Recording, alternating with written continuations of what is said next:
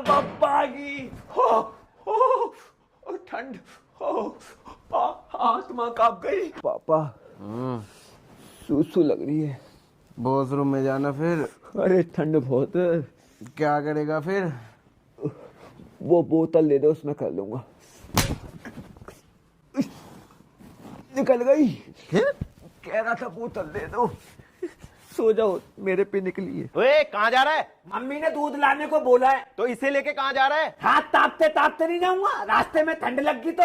ओए चुपचाप रख दे इसे। अच्छा ये लो, अब मैं चाय नहीं दूध देने। जाओ खुद ले आओ। हाँ वे चेले, मैं हड्डियों का कैकड़ा बन गया ठंड के मारे। मैं चेले यार क्वार्टर बंडल लिया।